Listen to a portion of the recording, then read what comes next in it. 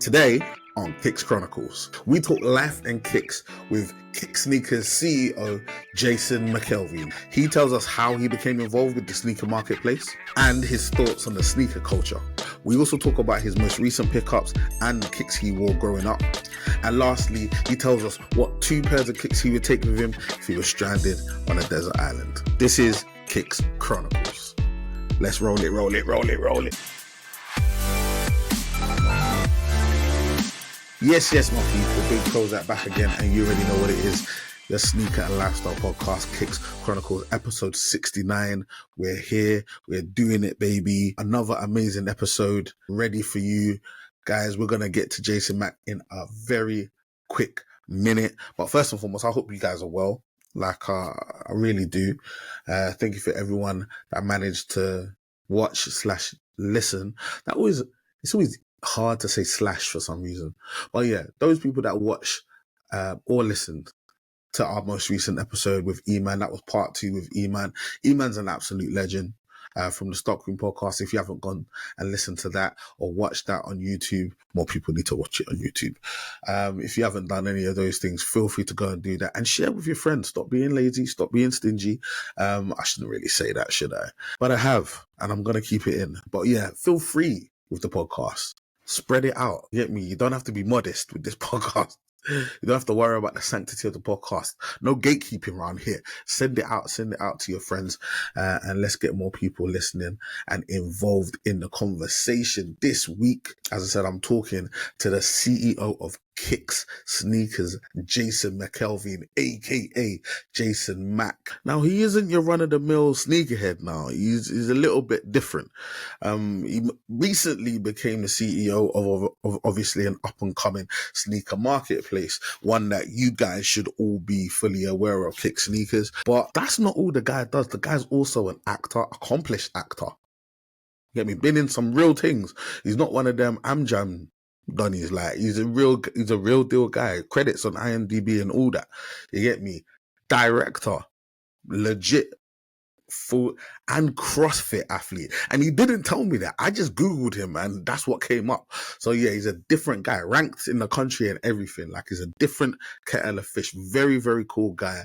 Very, very nice to chat to. We literally talk about everything. We obviously talk about his recent beginnings in kicks and how he's finding being part of this new sort of weird and nuanced culture that he's found himself slap bang in the middle of, and how he's like navigating this new world that he's entered into. We also dive into his new collection. He's picked up a few kicks. He's building up a decent collection. We talk about the kicks he's recently picked up. And also we talk about the kicks he wore when he was growing up. And there's a couple of rascals in there, if I do say so myself. You get me?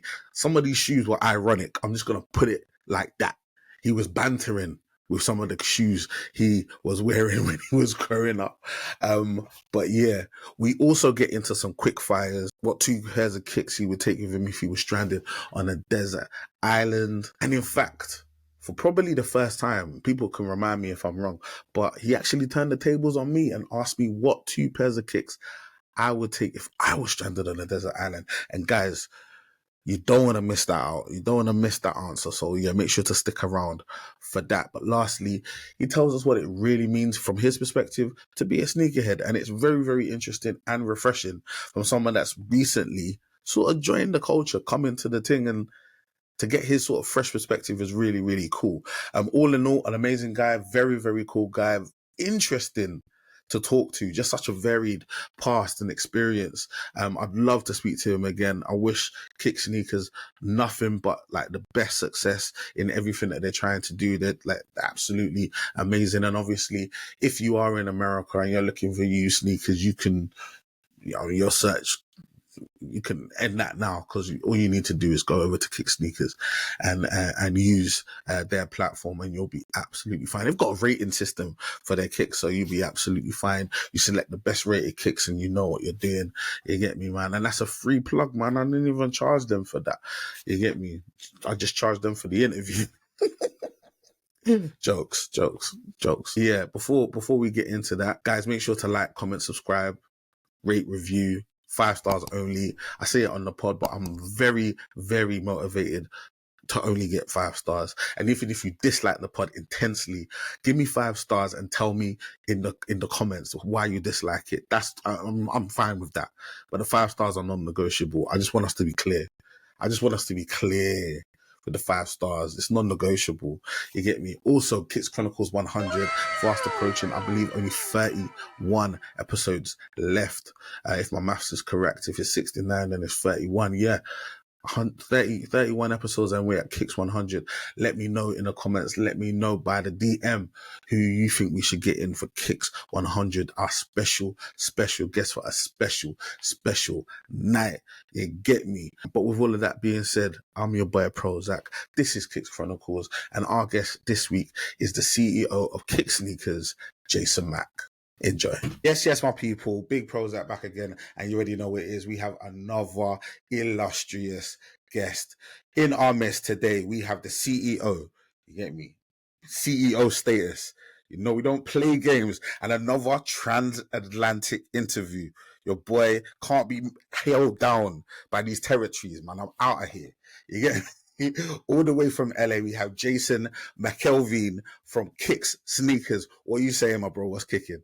What's going on, man? I wish you could just like follow me around and like introduce me at the coffee shop, at the restaurant. And he's having a mocha. Jokes. Okay. I appreciate that, my bro. I thank you so much for agreeing to be on the podcast. I really do appreciate it. Shout out once again to Leland. That busy boy just gets about, man. He's putting things together, man. But yeah, it's really, really cool to have you on, man.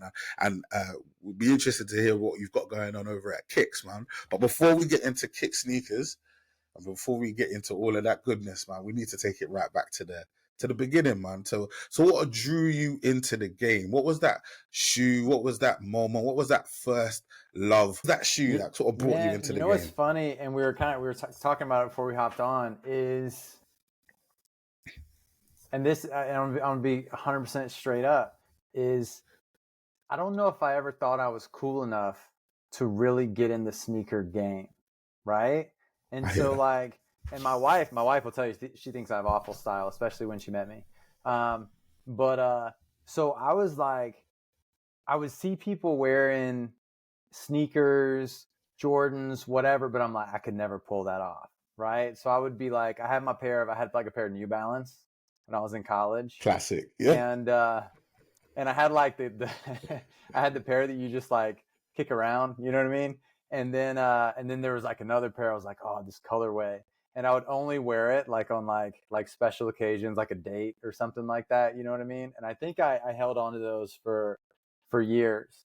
And then a lot of probably my 20s and 30s.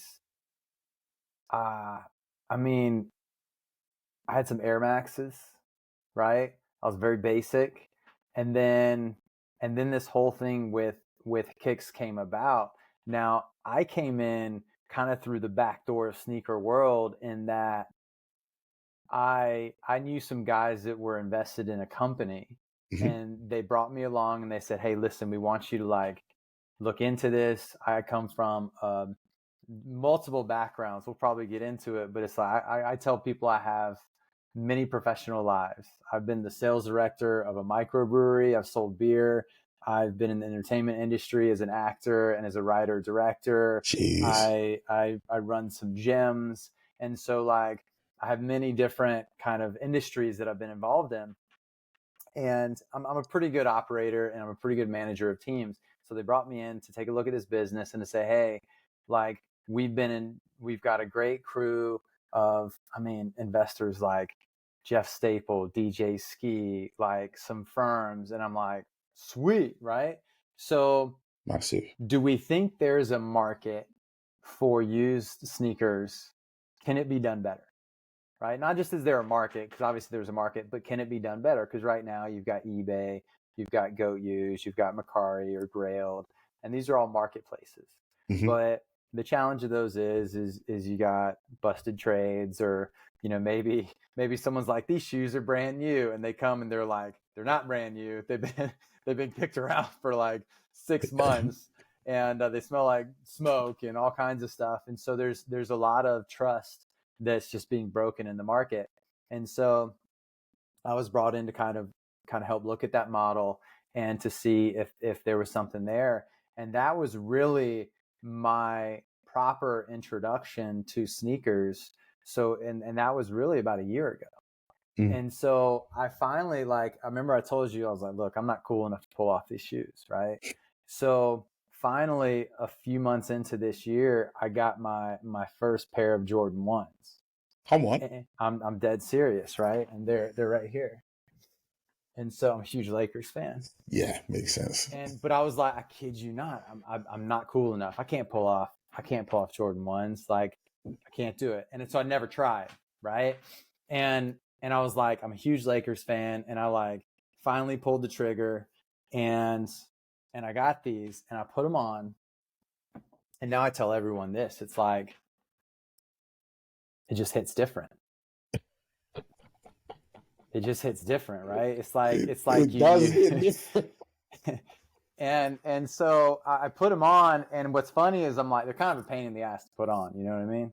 Yeah, they're a little difficult. Yeah, they're not very fun to put on, and but you get them on, and I'm like, actually, I was like, I feel kind of cool, you know. And so I like, I wear them into the office, you know, and these are like OG sneakerheads, you know. They've been in the game since they came out the womb, and it's like I learned from them every single day. But it was like, you know, that was the first thing that kind of opened the gate for me.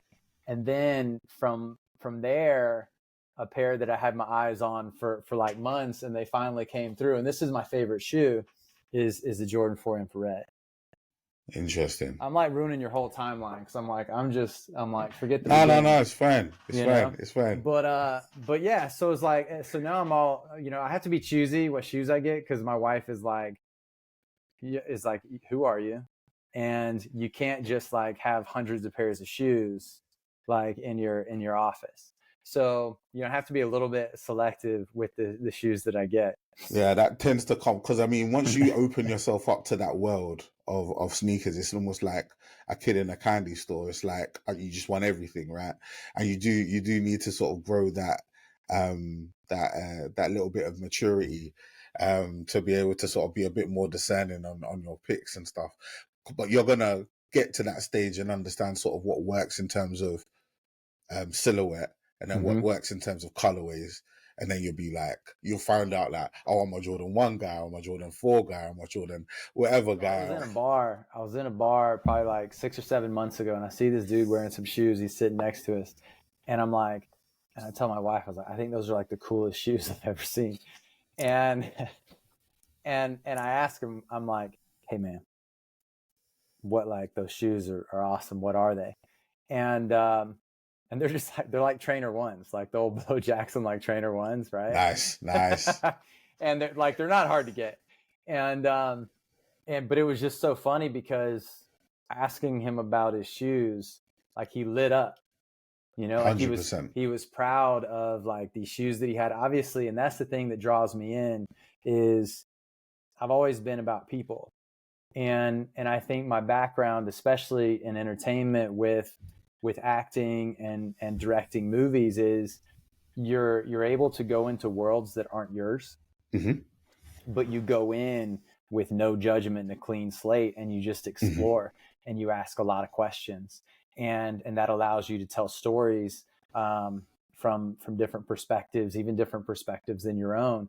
And that's probably been one of the funnest things in getting into the sneaker community, is hearing people's stories about what a sneaker meant to them, why it meant what it did. And at the end of the day, and how I run the company and how we run the company, is the reason you buy a pair of sneakers is because you want to feel good.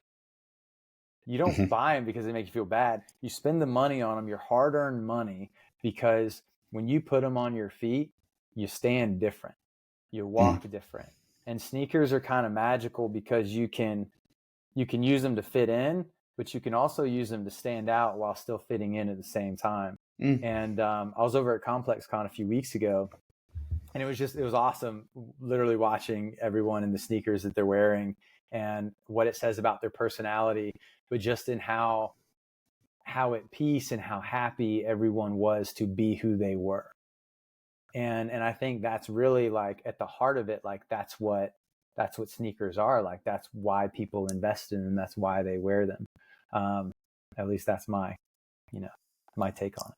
I can't disagree with anything that you said. I think obviously a sneaker, like other accessories or pieces of clothing, are almost an extension of your personality. They say something about you. They reflect something. And if someone puts a lot of effort into uh, uh, uh, um, a particular pair of shoes or something else, they're always going to want some kind of validation for the effort that they put in. They're always going to want that. So I can't imagine a time in my life where someone's come up to me and said, "Oh, bro, your shoes look sick." What shoes are, and me not be willing to have a 10-15 minute conversation about how sick these shoes actually are, Yeah. regardless of who that person is and whether we've had a relationship before or not. And it's just part and parcel of being part of this game. You mentioned something, obviously, like you're kind of new to this, right? Yeah. And I think like being from the worlds that you've been in and being able to sort of go into a world and ask questions, like something came to mind while you were speaking. Has there been anything in the sort of sneaker world since you've been in it that sort of you've been like, why do they do things like this? Or why is this like this? Because there are a couple of, I can't lie, there are a couple of nuances within the sneaker community that are a little bit different than they are in others. So I wonder what your perspective is on that. You know, I mean, that's interesting. I mean, every little community has their little quirks, you know. Quirks. It's Like perfect. That's a perfect word for it. some are cute, you know, some are endearing, and then some are like, what's wrong with you? You know, I think we'll start with the cute ones, right? I think like one of the funny ones is we deal primarily in used sneakers, right? Uh-huh. And so, I mean, it's comical at this point how many people are like VNDS, very near dead stock. These only been tried on, and you look at the shoe and you're like, you're not telling the truth. It's like what is your definition of VND? Like my understanding is very near dead stock is like maybe you wore it in your living room, maybe you went on like a walk around the block. This is it, like, But like literally you've walked around the block max. There's like dog hairs in the shoe, and I'm like, what? But also it's like that's also why I think our company Kicks can exist too, because we can't help ourselves, right? You can't help yourself when you're trying, you're trying to get like an extra couple bucks out of your shoes that you're selling, so you can't help yourself. So I think that's funny. The terminology is pretty funny, like there's and this is every culture, but like because it was so different than how I spoke, and like I said, I come more from the business side of things. So it's like I came home and I started saying bet with my wife, and she was like, do you want to get like this for dinner? And I was like, bet. And she's like, who, what? Like, what is that? What does that even mean?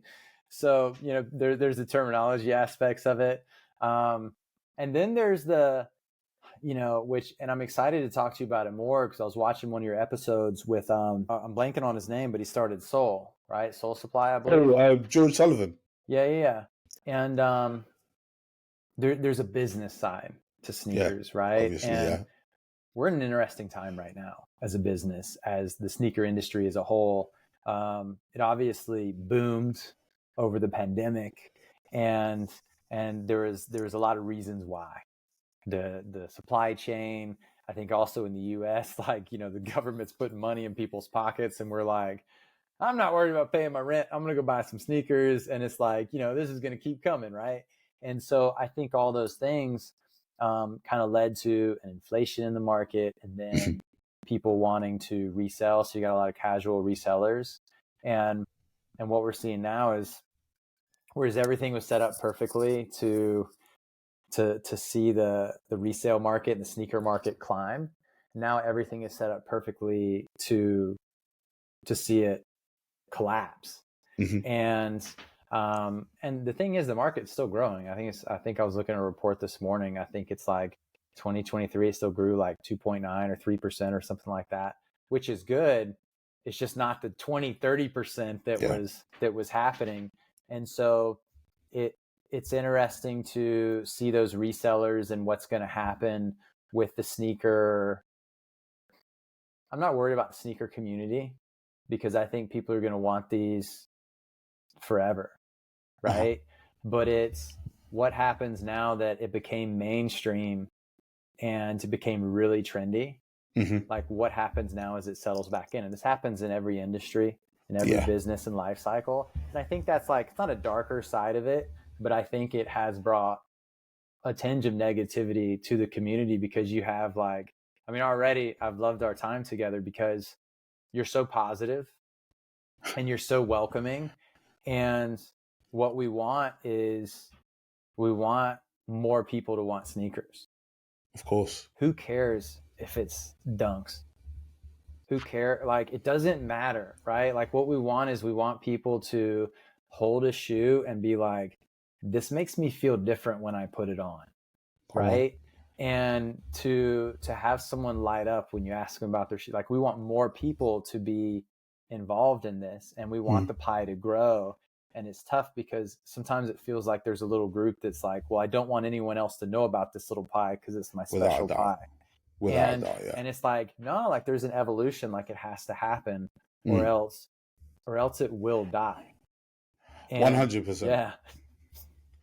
Yeah, it's very, very interesting. And it's, I mean, even in the time that you've been in the community, for you to have observed that is strong, because you're absolutely right. I suppose it's like the same within comic books and films and vintage cars. There's always going to be a community sort of near the center that sort of are trying to be the protectors of what's sacred and sort of just be those gatekeepers. We use that term very sort of freely nowadays, but those people that sort of try to protect the sanctity of the thing, whatever that thing may be. And obviously in this case it's sneakers. And there is always a there's always a trade-off when you have that, because ultimately, in order for a community, in order for an industry to grow, it needs people. It needs people, and it needs money. It needs interest. It needs everyone to feel it's viable for them to be able to purchase the shoes that they like and want, and that's how this whole thing keeps rolling. This ball keeps moving. If people start feeling there are criteria that need to be fulfilled in order for them to be able to be eligible, almost like when you go to get a car and you try to get that loan and they say application denied. If people start feeling that they've got to fill out an application and tell us the exact date that the Jordan 1 was created in order for them to be able to purchase a pair of kicks, it's like it's just never going to last, bro. So I'm 100% with you in that regard. My approach to the culture and to the industry is slightly different to some of the older heads that may be in the game. And I say that with all due respect, because ultimately I have the mindset that if there isn't more people interested, then ultimately it's just going to end up dying. And if you really truly love something, you never want it to die.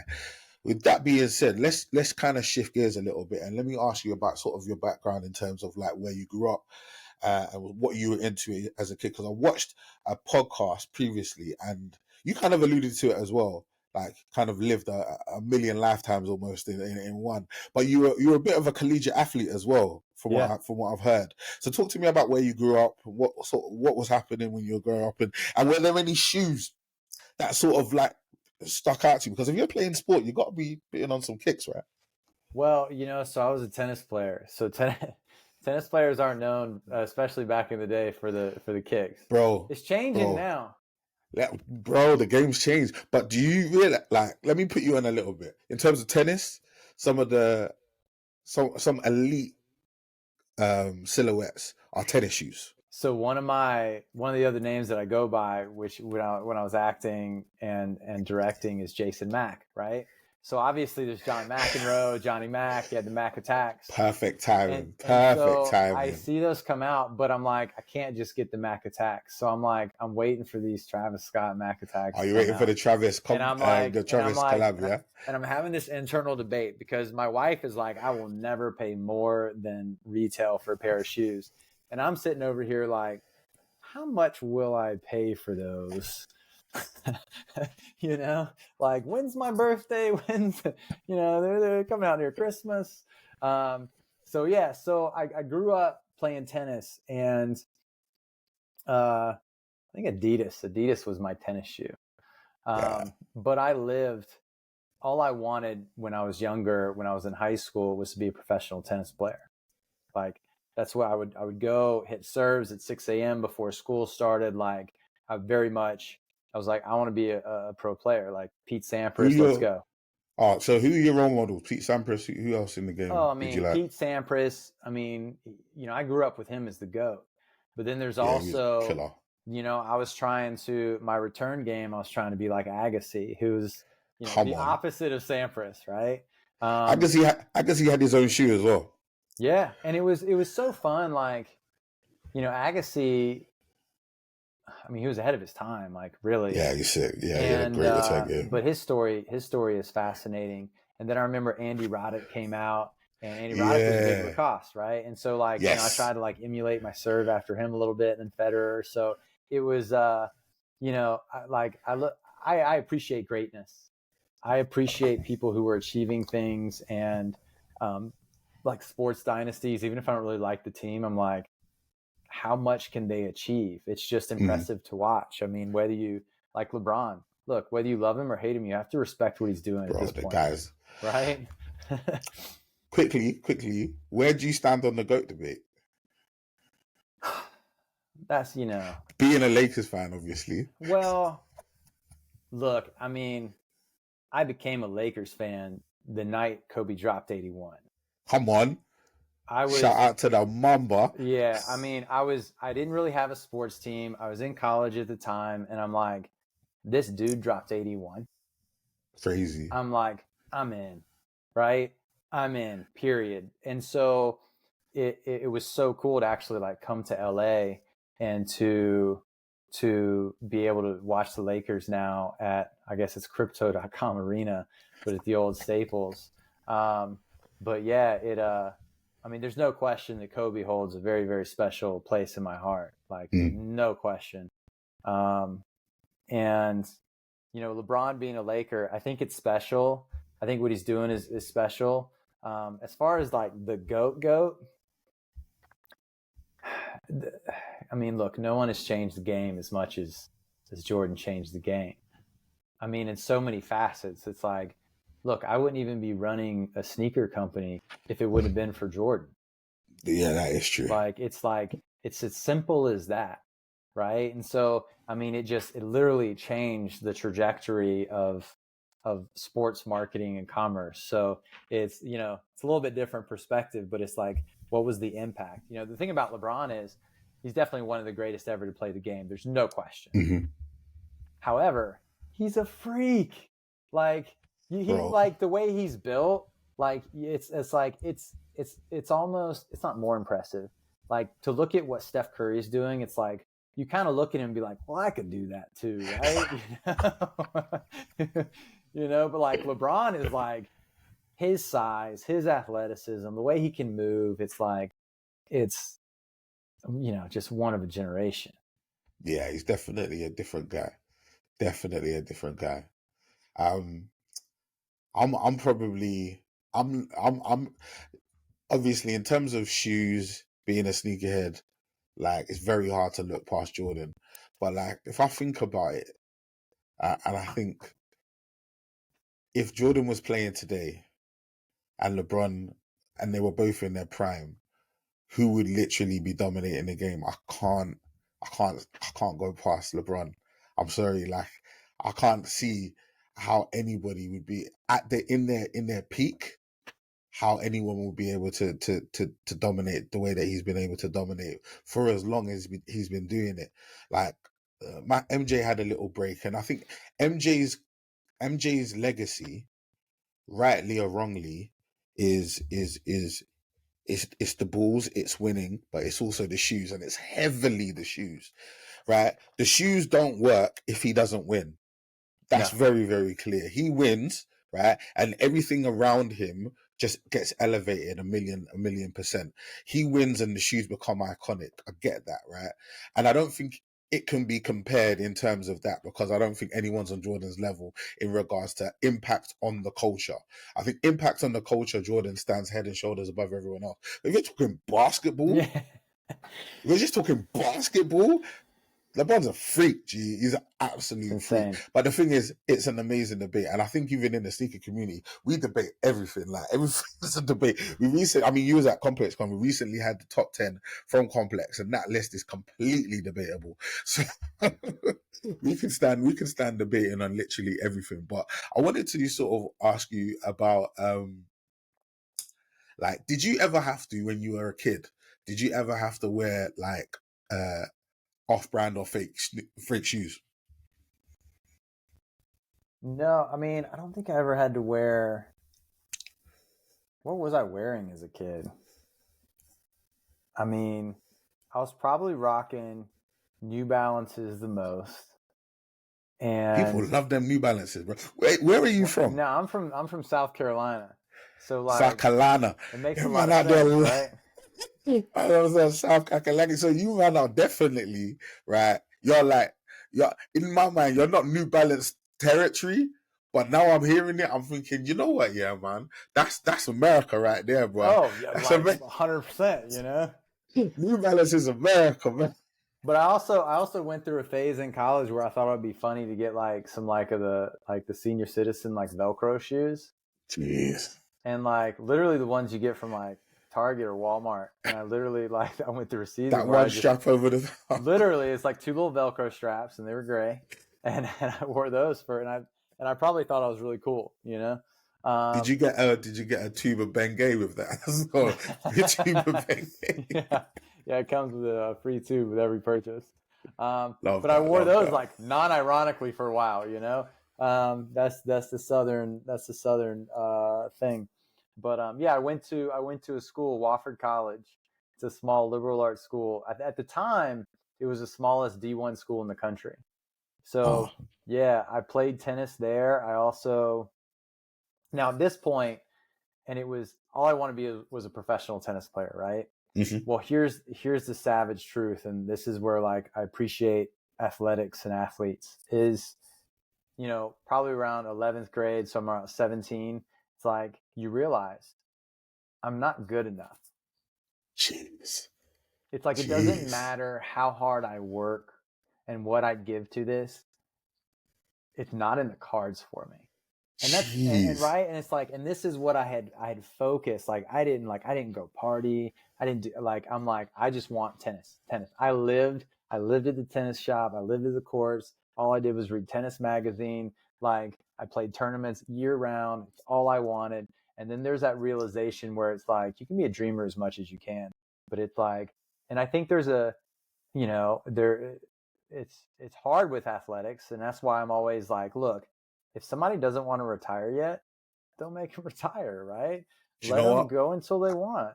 I literally, I hands up on that. I've called out certain man and thought, you know what, maybe it's time to hang it up. But I think you're absolutely right, bro. If you've ever been good enough to be in the game, stay in the game as long as you can, G. Respectfully, I get it. I hear you, bro. To be able to step on whatever field or court and to be able to compete and to figure out, hey, who's better today?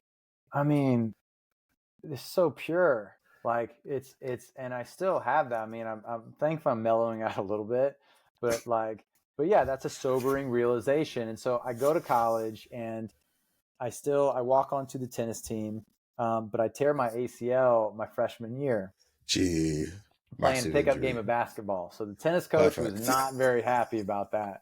Wrong court, bro. Yeah, oops. Wrong court. But basketball is my favorite sport. Like there was, if you would have been like, hey, if in a fantasy world, could you be pro in anything? It would have been like basketball, like no question.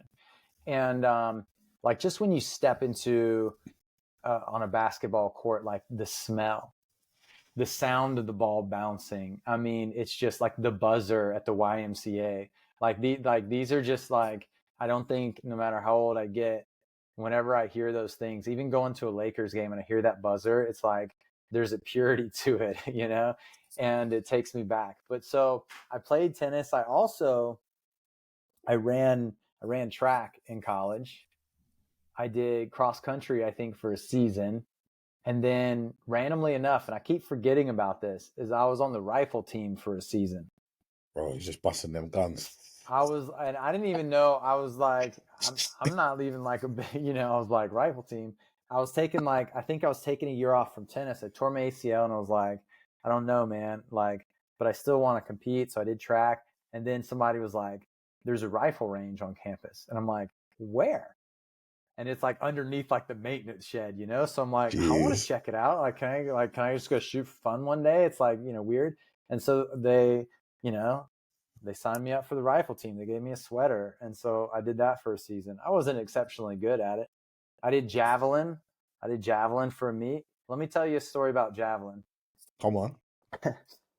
So I'm running the 200. I'm running the 400. I love the 200. That was my race. My hamstrings did not like the turn on the 200 as much. But javelin, I'm like, sure, why not? No one else is doing it. We're a small school. I'll be the javelin team. So we have this Coach McCarroll, and he's teaching me javelin. So I'm practicing a couple weeks, and then there was a meet. So we go down, I think it was Charleston Southern for a meet. Okay. So I go to throw the javelin, and I can't get it sticking to the ground. Jeez. Like, and I'm like, I think easy. I maybe got like 10 yards or something. There's like a technique. And I was like, what? So I think the next Monday I went out to the field to practice, and I like launched probably my best throw. And I was like, I'm good. I'm done on javelin. I was like, no more. So I don't know. I was like, I don't know what it was, but I was like, I'm good with this. But as you'll start learning, is a lot of my life, I'm like, why not? Let's try it. Let's go do it. Let's dive in. I don't really I respect failure. Failure is an option for sure. It's a reality. And I've failed a lot, but I don't have a fear of it. I like taking swings. And so, you know, from just like, I think of the rifle team, I'm like, why did I do the rifle team? And then I just think back on it. It's an experience. It's like, why not? It's an experience. Yeah, this is it. And I think I'm very similar in that regard. I think in life, a lot of people have amazing ideas, and I think what tends to stop them from at least attempting those ideas is the battle to begin. I call it the battle to begin. The idea in your mind that you have to hit a certain threshold or meet a certain criteria in order for you to even start doing the thing. It even happened when I was thinking about starting this podcast. I was like, do I know enough? Do you know what I'm saying? Is it possible? Am I technical enough? Do I have the ability to edit a podcast and put a podcast out and every single week and all of these questions start coming into your head, and then what then becomes the overriding thing for me is, okay, if you don't do it, you won't ever have the experience of knowing what it felt like to be able to be in this position, to have that pressure, to have that thrill of being able to exceed your own expectations, right? Go beyond your own limitations and do something you've never thought was possible to do. You're never going to experience that. Is that the life you want to live? Is that who you want to be? Right? And you start asking yourself those questions, and some people obviously are going to be like, you know what? I've got better things to do and I'll keep it moving. And some weirdos like me, and maybe you as well, Jason, are like, nah, I'll give it a go. Let's see what I've got. And you know what? And whether you win, whether you lose, whether you fail, whether you don't, ultimately at the end, you have a story, you have an experience, you have something that stays with you, that's a lesson that you're able to use on the next thing. I think it's maybe an entrepreneurial thing, or it's maybe just a thing that sort of like maybe people with a screw loose have.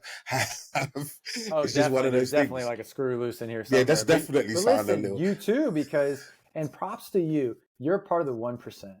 Like literally what you said, and I come from, you know, the entertainment industry, which is like the definitive all talk, no walk industry.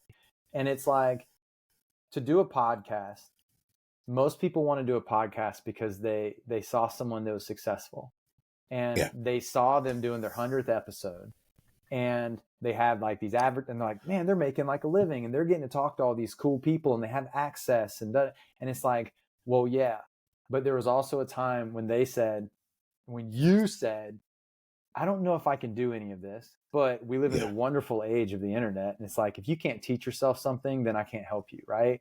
This is it. And you said, you know what? I don't care who it is. I'll talk to anybody in my first show, and I don't care if anyone watches it. I'm going to do it for me. And the people who do it for themselves, and you have such a warmth about you, and you bring people into it. It's like, you're going to build it. And I'm sure every week, every month, every episode, there's a couple more people that are watching, and it just compounds. But it's like, so many people want the instant success. And it's just like, if you're doing it for that, it's not going to sustain you. You have to want the challenge. You have to want the fight. And that's where I love that athletic background is like, you know, and I look at business the same way, is step it on the court. And it's like, how's it going to work out? Let's see what we're made of. This is it, man. This is it. So do you know what we're going to do now, right? Considering what you do and the business that you have, I'm assuming, right, and you can correct me if I'm wrong, I'm assuming that you've probably picked up a little bit of a collection. You've got a few shoes knocking about. See a lot of them behind me. I'll show you my most recent one. Yeah. So what I like to do is I like to go into a section on the podcast called the EST of KIC. And when I say EST, I mean the oldest, the newest, the rarest, the cheapest, the best, right?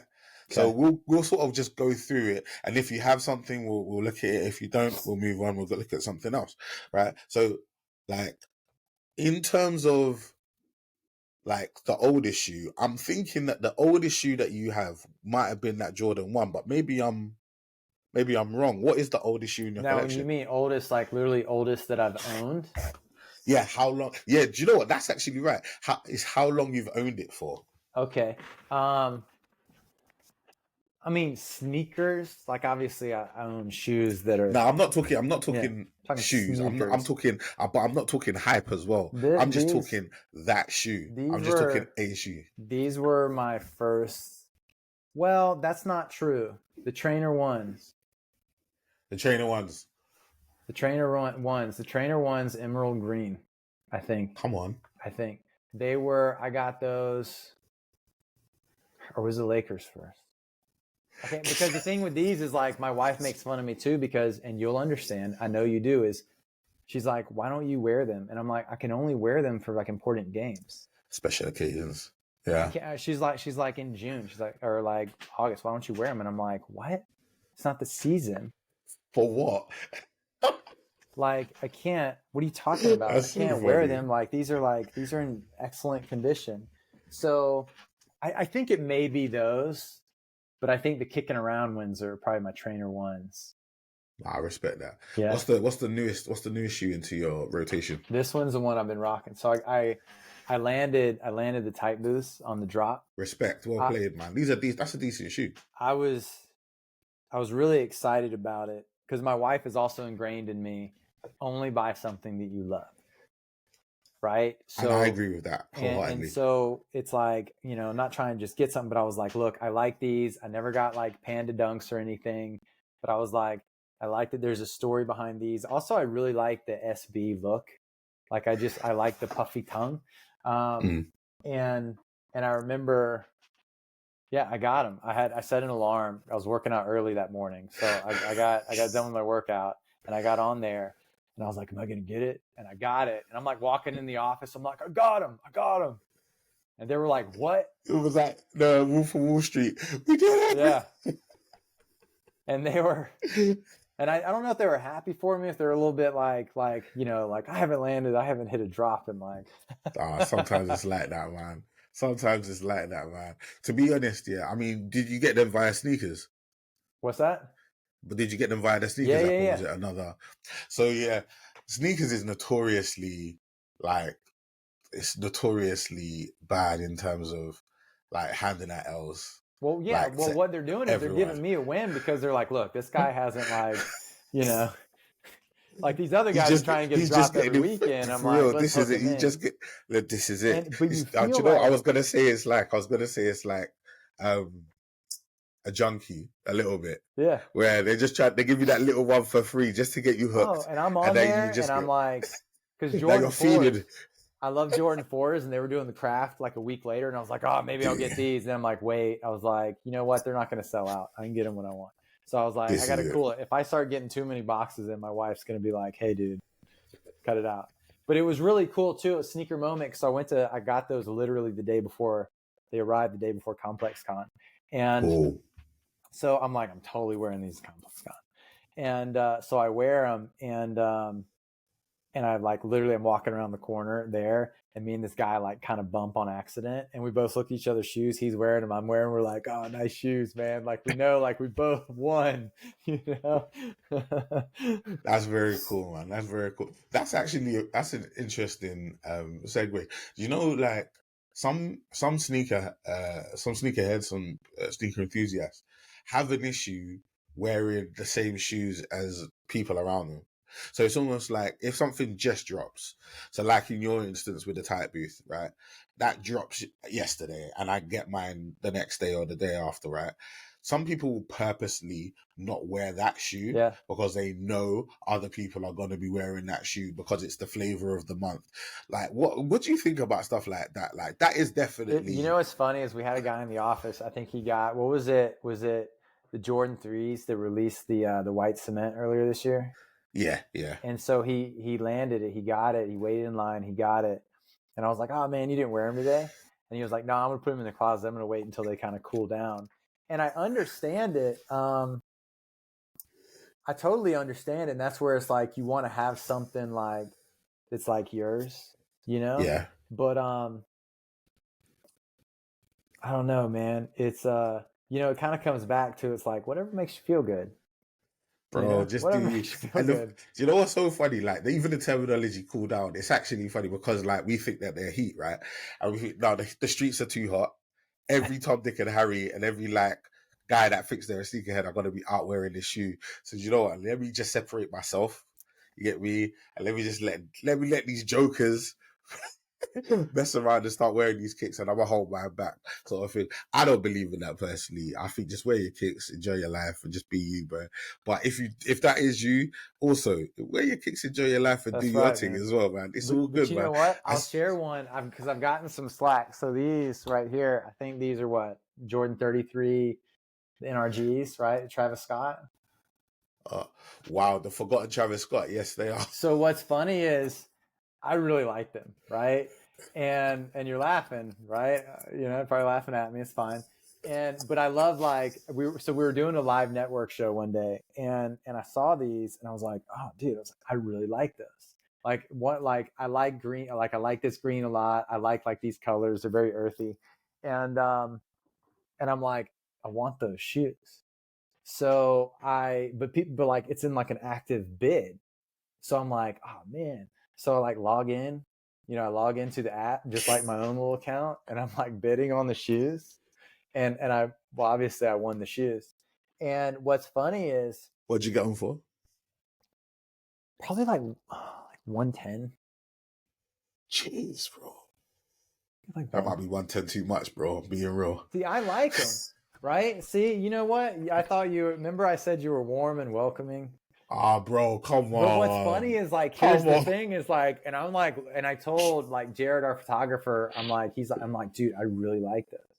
And so I get them and I like put them on. I'm loving them, right? I think they're like cool. And we got another guy in the office, our Tony, our sneaker buyer, and he still can't believe to this day that I actually like them, right? Jeez. He's like, and I'm like, no, dude, like I legit like them. Like I've worn them to SneakerCon. Like you're not trying to be ironic or anything. like, and what's funny this is, isn't the old people thing, right? This is you being real.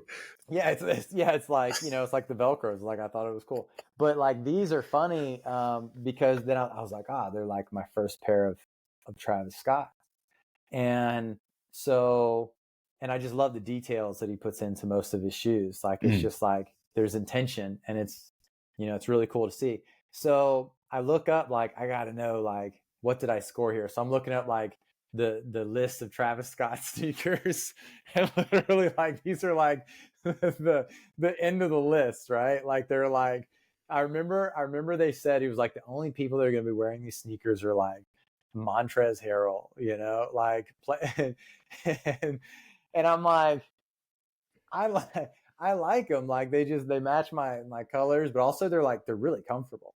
Fair enough. But that's funny to know that I do stand out. But I'm like, yeah. So I do catch some heat for those, but I'm like, I like them. I respect it, man. I respect somebody that like has a silhouette that like and just rocks it. Like not all the thing is not every silhouette works for me.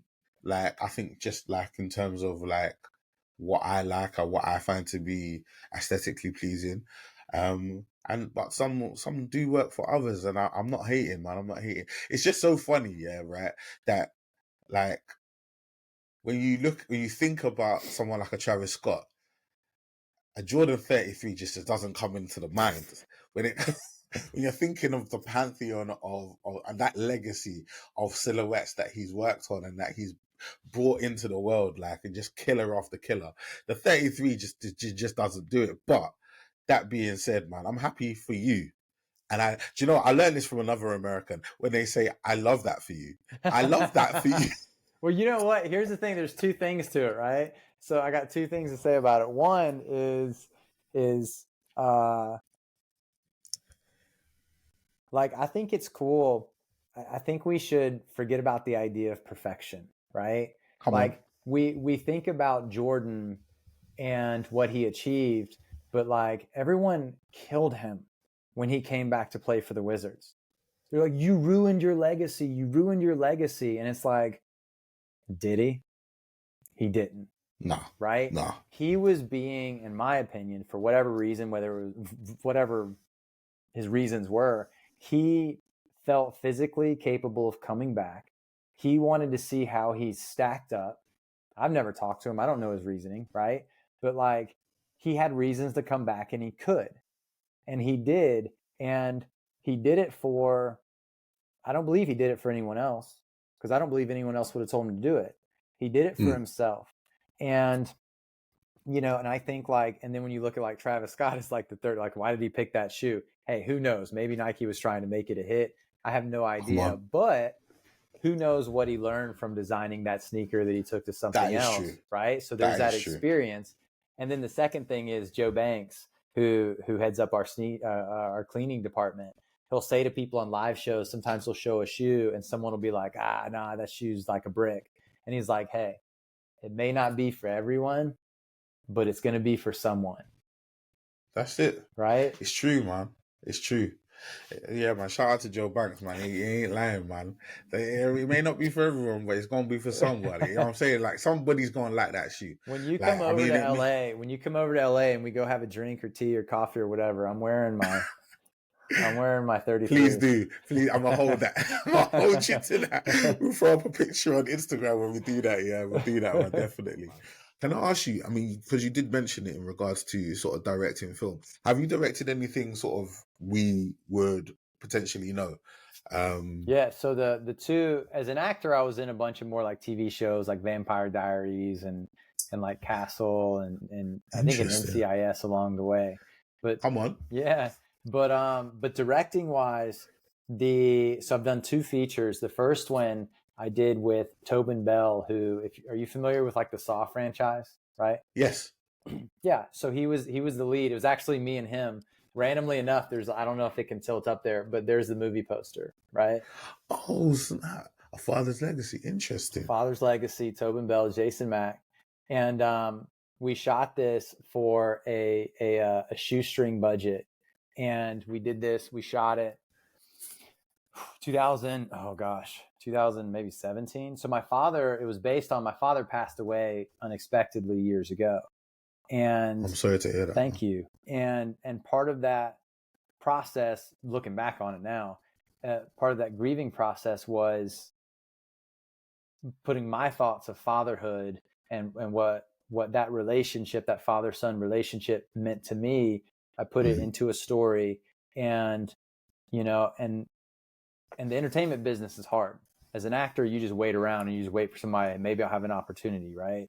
And I'd kind of been like, I wrote this script and I was like, look, I got to be undeniable with this. No matter what, we're going to make this, whether it's for $1,000, $10,000, $100,000, doesn't matter. I'm going to find the money.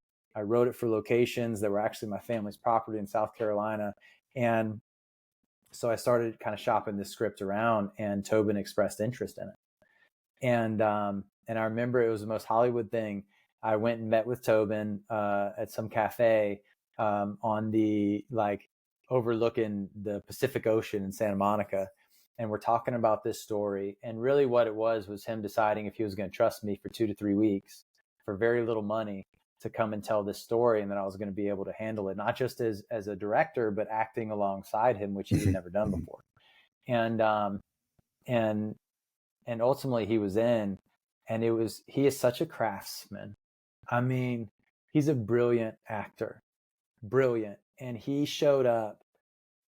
I think he was in his 70s, his early 70s, and he's like coming to work, right? I mean, there's times where we got gnats like on our eyeballs in the South, and it's very uncomfortable. Yeah. And he just everything he did was just about making it better.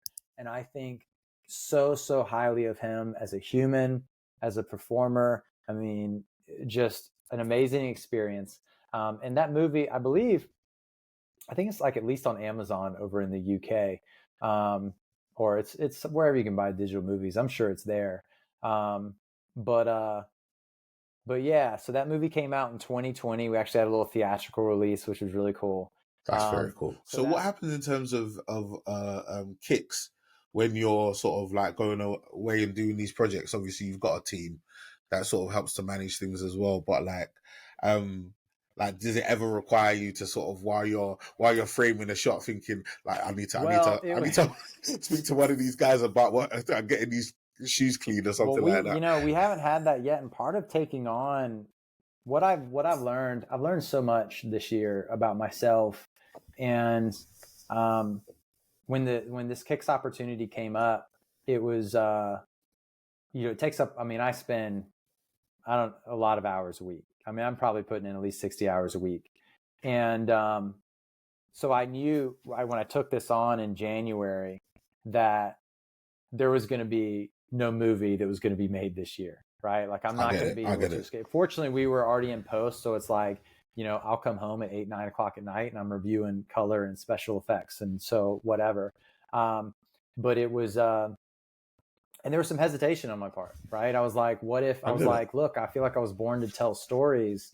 I was like, am I, but also at the same time, I'm really excited about this business opportunity and learning about this new community who I've met some really cool people in, and building something. And what I've learned about myself this year is I love building things, whether it's a story as a director, an actor, or writing, or a business. And it's it's fun for me to dissect things and to ask, I know it's been done this way for the past 5 years. Why?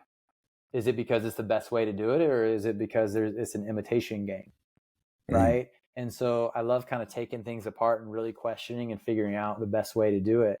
And that brings me joy. So I get to wake up every day, and I get to learn new things. I get to meet new people. I mean, I never would have met you. If I wouldn't have taken this position. And it's I thoroughly enjoyed this conversation and meeting you. Yeah, you would have. You'd have been a sad life. I don't know. You hated on my Jordan 33s. I don't know if I. No, bro, we don't have to go back. Let's move forward, man. We're building bridges out here. No, man, but I do agree. It's been a great conversation. I've really, really enjoyed myself. I did want to ask you a couple of irreverent questions. One, I'm apologizing for ahead of time because it's pretty hard. And the other one, I think you'll enjoy. The first one is, if your house was burning down and you could only grab one pair of shoes, what pair of shoes are you taking? Ooh, okay. Now, I'd probably leave the 33s, right? Maybe the fire would do me a favor. Okay? You said that, bro, not me. Now, I will say my favorite pair of shoes is my Jordan 4 Infrared. There's no question there. However, I could replace them, right? I could replace those. So then it comes down to, kind of a little sentimental, right? I've got my Jordan 1 Lakers. Those are my first like true sneakers. Like, but I think it'd be my Lakers. It'd I be my respect Jordan 1 that. Lakers. Yeah. I respect that. Even though, like, That's honestly, I could replace them for not that much. It's like, it'd be much harder to replace my Type Booth, but it's like, there's something about it. It's like, when I put those shoes on, I walk different. You feel different, Yeah. bro. Something about kicks, man. I mean, I think I was speaking to Stephanie Howard from N State, and we were talking about like that sort of energy, that sort of intrinsic energy, that boost in endorphins a person feels when they are wearing their favorite pair of shoes, or just a shoe that they really, really enjoy. It makes you feel taller, it makes you walk with confidence and conviction. Like it's so, it feels inanimate. It feels like, because easily, I mean, your wife, my wife, look at my collection, looks at my shoes and just been like, what is this? What are you talking about? What are you? Obviously, you talk about kicks all the time. Like, how is this even possible? But it's like, I don't know, but it's just there, and it fills me so much happiness and so much joy, and I just have to share that with people, and I just feel it, like, and I just don't know what else to say. So it is what it is, man, and I completely get where you're coming from. Like, just having a really cool pair of kicks on just makes you feel like $1 million, right? So you just move differently, and that's just how it is. I'm gonna ask you another question. It's called Desert Island Kicks. It's one of my favorites. You're stranded on a desert island. You don't know how you got there, but you have 2 pairs of shoes with you. They don't have to be from your collection. They could be any 2 pairs of shoes on the face of the world, right? On the face of the earth. I think that's how you say that, right? What 2 pairs of shoes do you have with you, and why? Tell me more about the island. You can ask me questions about the island. How about that? Am I alone? You are alone. Okay, so I'm alone. See, this is where I may diverge from your normal guest. Come on. Because, so I have a pair of Merrell hiking boots. Okay, I'm here for it. That I've had probably, strangely enough, I bought them for a movie role like 11 years ago. And I still wear them. It's funny, like whenever it rains in LA, like these are the shoes I wear, right? They're my functional shoes. But I'm like, I feel like those would be really important to have because, you need some, like, I got to go chopping trees. All right. Come on. Tell the people now. That makes sense. Come on, tell them. It's so good. I'd probably pick those definitely as my functional shoes. Cool. Probably not as much as I love my Hokas. Probably not the Hokas because there's like sand on the beach and stuff like that, and so it's like that's not going to be great. Into it, yeah. So then it's a matter of, what, I mean, granted, the Jordan 33s, I mean, they'd be pretty functional, but probably wouldn't take those. I honestly, I'd probably take, for when it was time to be rescued, I would probably have my Jordan 1 Lakers to be, so that, like, maybe the helicopter, the plane could see me a little better. And, but I would like, but they're very good condition. So I wouldn't wear them until like the rescue boat was there. And then literally, I would like literally there, and maybe you'd hold them as you I'd ran have up to be like, hey, like maybe get like a little mat to put on like the beach, so like you're not getting like a bunch of sand. You got to wipe off your foot to put the sneakers on. And that's how I would, because they're going to take pictures that are going to be in like the press and stuff. Obviously, right? Obviously. So Castaway it's like, style. Yeah, exactly. What shoes, he survived for 87 days with just his Jordan ones. See, this is when you talk to a movie director. This is. I'm seeing it, right? I'm like, let's write the script, right? He's fully going through the scenes. It's like, I mean, obviously when I get rescued, I'm gonna need the very, very cool. And I appreciate that. I think the Merrell hiking boots never have to apologize. It makes 100% sense. I a few years ago ran Tough Mudder, and obviously I'm not going to use a Jordan 1 or an Air Max 1 to run in Tough Mudder. So I got a pair of trail shoes from Merrell, because that's what they're good for, man. Yeah. They know how to run that trail, G. They know how to run that trail. So when it comes to the outdoors and being able to sort of climb up a thing or kick a thing down, nothing being that impenetrable sole and stuff like that. Come on, man. Merrell know what they're doing, man. So shout out to Merrell. It's not hype, but it's cool. Like, it's functional. Yeah. You get me? And the Jordan 1s is a silhouette that is timeless and classic. And if you're trying to restart your life after getting rescued from an island after 87 days, it's not a bad way to start, bro. Now, oh my God, where my headphones go? So now the question for you is, I mean, what are your two? Because surely you've answered this question before. Nah, never answered it. Well, now you got to answer it. You're on a desert island. Feel do free to to ask me any questions about the desert island that you need to, and you can only do I really have to answer this question? Yeah, I mean, Jason? that would be kind of. Are you turning it on me? Hey, that would be kind of rude to, I'm a guest on your show. Oh my days. And it's like, and I've been sitting here answering questions all day, and it's like, and you can't answer one question. All day, yeah. All day. For me. Do you know what? Let's have a think about this. Having developed this question in my mind, asked this question probably close to 65, 70 times. I've never thought about the answer. Right? Really? For myself. Never. Oh wow. Never. Because I the thing is, I don't want to have anything in my mind in terms of that leads me to think that what somebody says is wrong or right. I just want to react to what they say. And me having an answer kind of would suggest to me that it's the right answer because it's my answer. And therefore, if somebody gives me an answer that's different to mine, it may convey in my face that I disagree, right? Which is fine. I can disagree, but I just never thought the need to answer the question. Wow. Look, so first and foremost, I'm thinking I need something protective, but also need something comfortable. So I may go with something like a Yeezy boot. Okay. Right.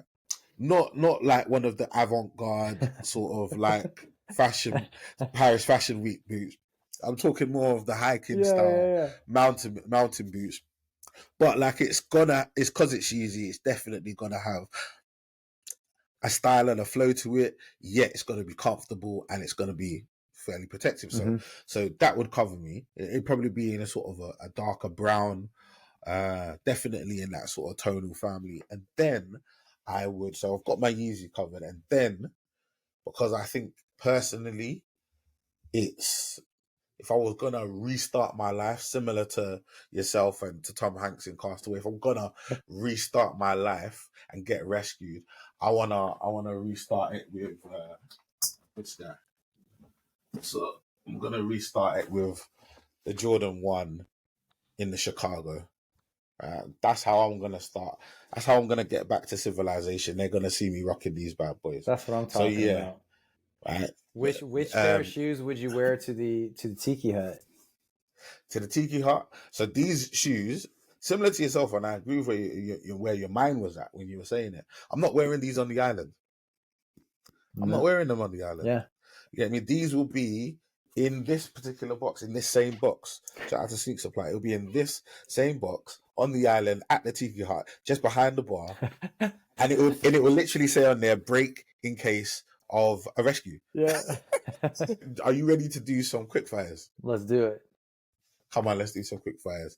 Okay. The only thing I ask from you with regards to these quick fires is that you're quick with it. I'm gonna be quick with a question. You be quick with the answer. No dilly dallying. Okay. Right. None of that dilly dally stuff. Okay. And if you're ready, we can go in 3, 2, 1. Starting off with a big one: Nike or Adidas? Nike. New Balance or Adidas? New Balance. Nike or Nike? Nike. Can you wear Nike and Adidas together at the same time? Yes or no? No. Correct. Okay. What is your Jordan number? 4. YouTube, Instagram, or TikTok?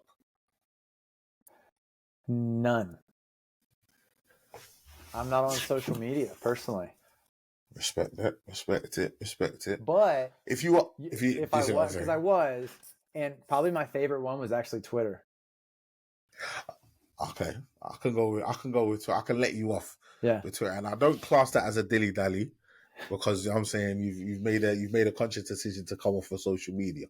Okay, that being said, sneakers, kicks, or Creps? What's sneakers? But I wanted to say Kicks because the company's name is Kicks, but sneakers. No worries. Podcast name's Kicks as well, but it's cool. Could have done it for everybody, but you chose not to. It's fine. Spotify or Apple? Spotify. You know what's funny? I know we're in the middle of rapid fire. So I had a guy, a real smart guy on Instagram who, we're like, let's call ourselves, we're Kicks, but there's still an education, right? So let's call ourselves Kicks Sneakers. So it's abundantly clear what we're doing here. Mm-hmm, so someone on Instagram was like, so kicks are sneakers. So you're essentially saying you're sneakers. Sneakers. I was like, yeah, man, thanks. You got a lot of friends, don't you? They let everyone have the internet. Everyone's on there. Everyone's on there. Everyone's on there. Okay, what is your favorite collaboration? Travis Scott. Come on, 33s all the way. Vans or Converse? Converse. Laces or slip-ons? Laces. Do you leave your laces as they come, or do you do patterns with your laces? I leave them as they come, but I don't necessarily love that. You gotta change it. You gotta make a change. Okay. Customized shoes or straight factory settings? Factory settings. Retro or innovation? Oh, that's hard. Innovation. I like it. Flip-flops or sliders? Sliders. My wife hates flip-flops on guys. I'm not a fan of flip-flops on anyone. Yeah, I'm not a big fan. Socks or barefoot? Socks.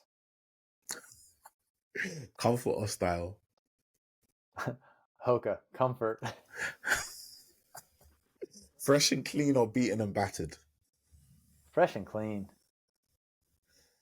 Are you washing your shoes in the washing machine or using your hands?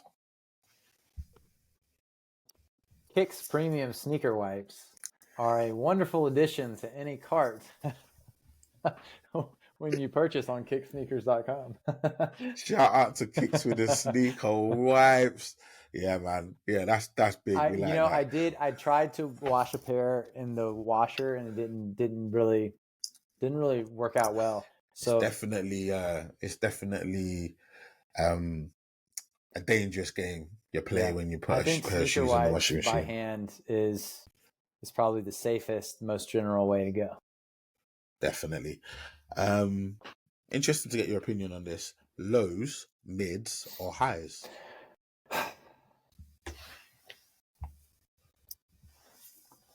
Mids.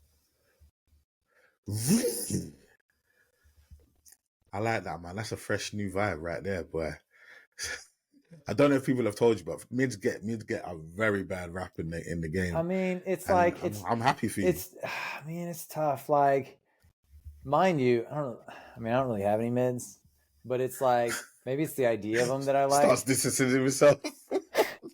But it's like lows here. It's like highs are hard to get on, right? Yeah, and then they are. But I love the look of them.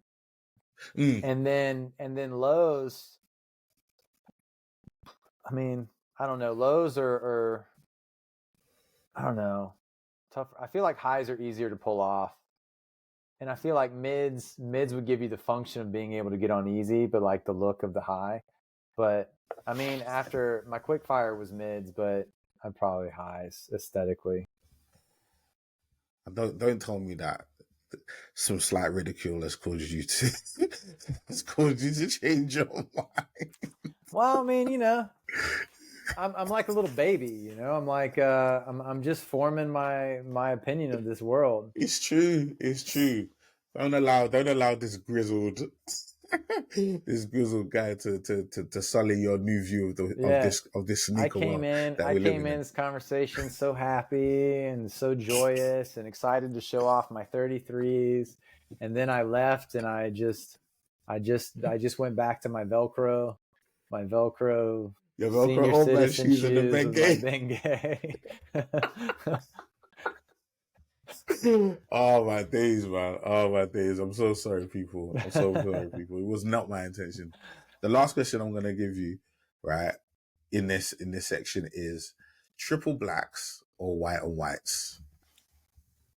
Triple blacks. Come on.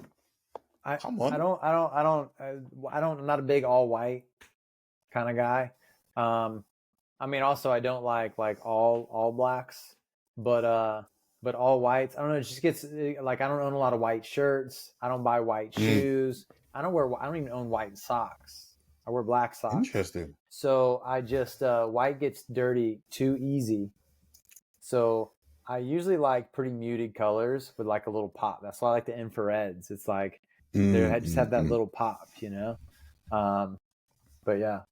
And I always think, I don't know why I Respect feel it. the need to share this, but like the Black Cat 4s, like Hmm. if Batman were to wear sneakers, that's what he would wear. That's the one. Yeah, Yeah. that is the one. It's either that or the Black Cat 6s. It's one of the two. The Black Cat 4 is most likely, and it's definitely the more popular. But Black Cat 6 Mm.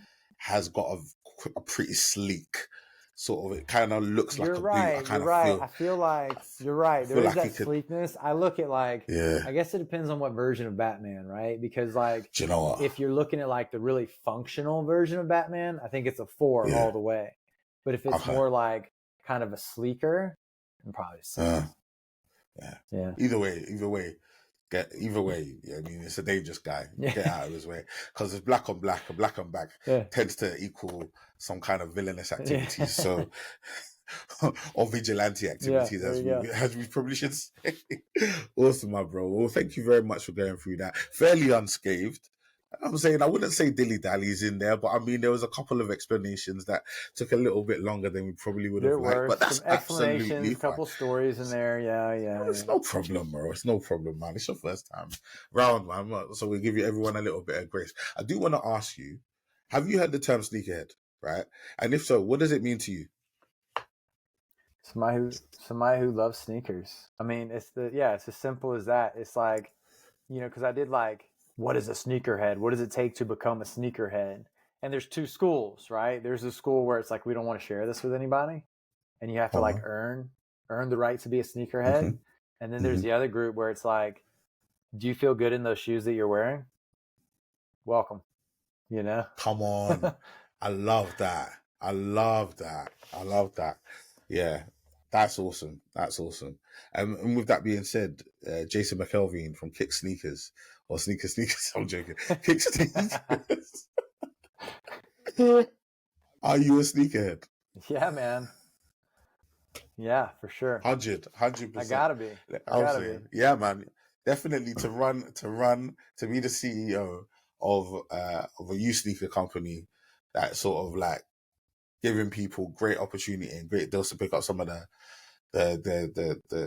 some of the grills, some of the hottest and hardest kicks to find in the game, at reasonable prices, cleaned and sparkling, and I'm saying like with the old ratings and stuff, man, it's a good look, man. So yeah, you can't be the head of that company and not be a One of the sneakerhead. I don't think proudest, it's possible. one of the proudest things that probably on a daily basis is every time we ship out a pair of shoes is the amount of care that has gone into that pair of used shoes to provide the absolute best experience for the person buying them. Like It's insane, man. Like from our cleaning team to the guys, usually Justin or Harrison is doing the final ship, like QCing it, making sure everything is presented, like making sure the tissue paper is right, like the Kicks air freshener. It's there's so much, like that's probably one of the proudest things that we've built so far, is just like genuinely every pair of shoes that goes out, there's some love. That's amazing, bro. And I think, like, considering like Kick Sneakers hasn't been in the game for a huge amount of time, I think from what I'm hearing, people are really enjoying what you guys are doing. There's space and opportunity for you, and I think you're bringing positivity into the game, and I think that's a great thing. And you're giving people like that assurance that what they're purchasing is actually something that is what it should be. Like we were talking and joking about VNDS, is like some of the risks that we take as sneakerheads to try and cop the shoes that we love. Other people might look and be like, that's completely laughable. Especially when you consider how much we pay. When you have places like KYX Sneakers that sort of take a lot of that pressure off, because you know you're getting a good pair of shoes, you know what the rating is, and you can believe in what they're saying. It's actually really, really cool. So I applaud you for what you guys are doing. And guys, I mean, this has been your KYX Chronicles. Thank you so much, Jason, for being here, for being on the program, for being on the show, the podcast. We appreciate you. Appreciate what you guys are doing, man. Tell the millions and millions of people that are going to watch / listen to this podcast. Tell everybody what you've got going on, how they can get involved.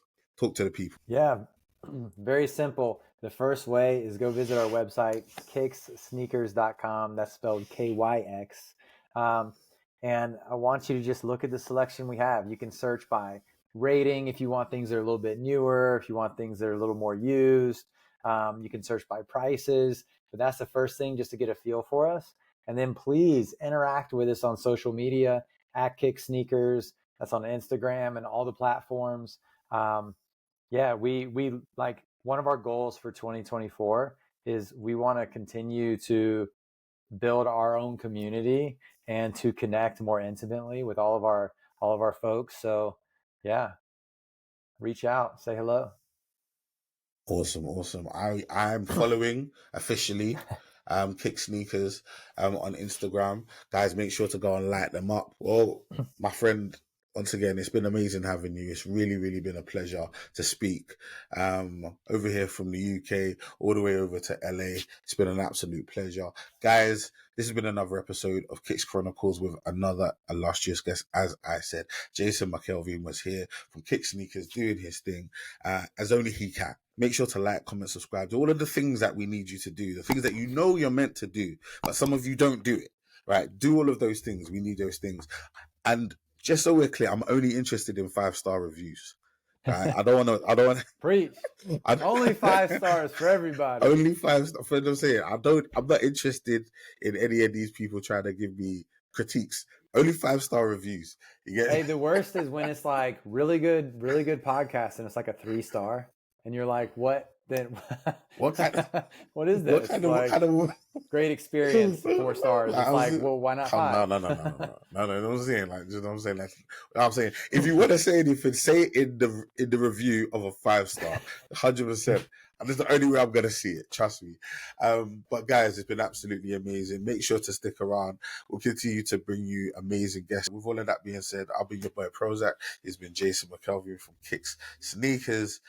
This has been another episode, and until I see you man down the roads, please look after yourself and stay blessed. Thank you for listening to this episode of KYX Chronicles. Please make sure to like, comment, subscribe, share, rate, review, and all that good stuff. And remember, full video version is available on YouTube, audio versions available on Spotify and Apple Podcasts.